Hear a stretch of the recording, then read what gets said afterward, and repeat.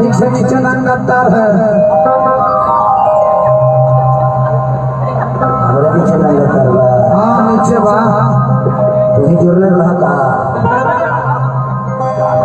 कुछ बोलने का लोग देखिए थोड़ा सा अपने से दूर रहिएगा। हम शादीशुदा आदमी हैं, पहले यूट्यूब नहीं था तो कुछ भी हमारा इधर उधर का कांड नहीं जा पाता था घर पर।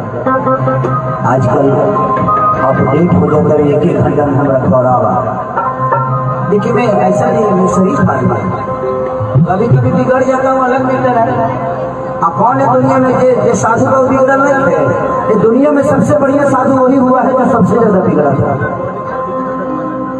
वाल्मीकि को देखिए, वाल्मीकि तो मारा मारा करते थे, लेकिन उन्होंने रामायण की रचना कर दी। तो जब सारा पूरा परम से उन्नति हो जाए छोड़ा आ करे के भाई कही है। अभी बताओ ये दारू को कभी छोड़ो, जब दारू पी लो ना यार, बहुत बेकार चीज है। तो जब तक आपको महसूस नहीं होगा तब आप जीवन में आदमी नहीं बनेगा। और फिर बात यह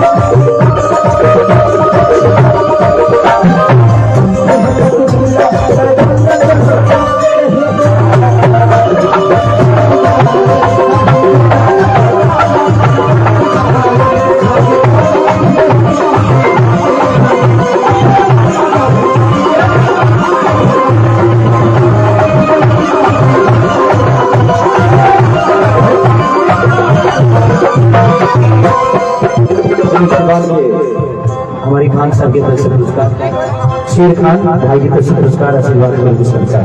और क्या दिया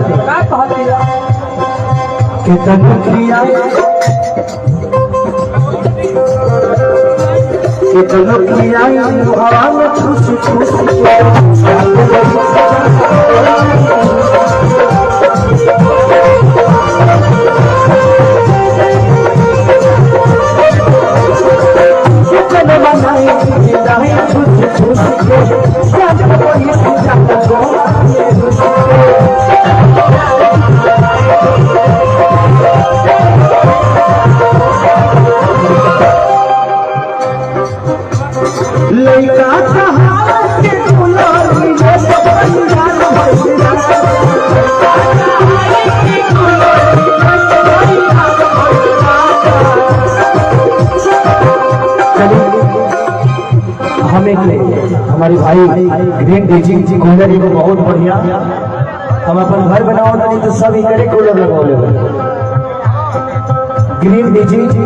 और आज इनके बिहार के हम है और झारखंड से लेके जहाँ भी ग्रीन डीजी है उसका ब्रांड एम्बेसडर भी हूँ। इसीलिए मैंने अपने घर में सारी चीजें और बड़ा हमारे बाबू जी बहुत पसंद है। वो कूलर एक कूलर आज 6 महीने से कही और मैं रिपेयरिंग करके ना करूँ। थैंक यू भाई।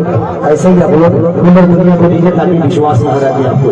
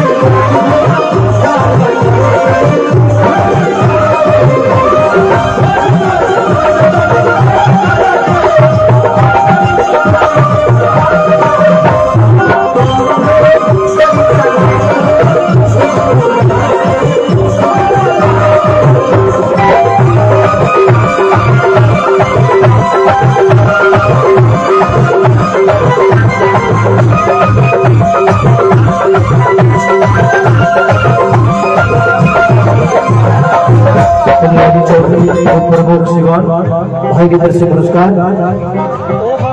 अच्छा हेलो हाय आपकी वाइफ है राखी सावंत था हमारे के देखा दे तरह के देख पाइए रोशन चलिए भाई राजीव सरवान राखी सावंत बेटियां भाई की तरफ से पुरस्कार भगवान से प्रार्थना शुभकामना करती है। मानिए अभी 67 है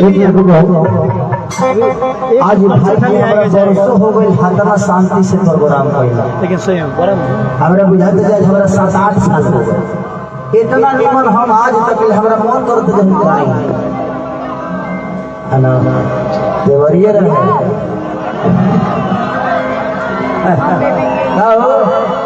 और ये कहा जाए कि देवरिया रहे पुरुष में बन रहा है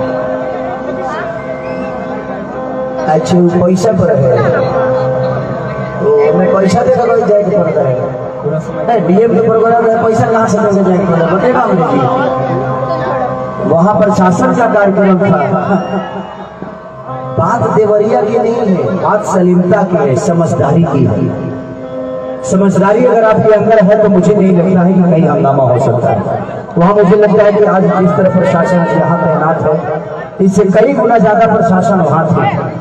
इसीलिए मैं कहीं भी आप सबको यही निवेदन करूंगा कि आप कहीं भी जाइए जिस तरह आप अपने कार्यक्रम समझते हैं कि मेरे दरवाजे पे अगर कोई हित नाता या कोई कार्यक्रम हुआ है अगर कोई बिगाड़ दे तो कैसा लगेगा उसी तरह हर आदमी का कार्यक्रम होता है।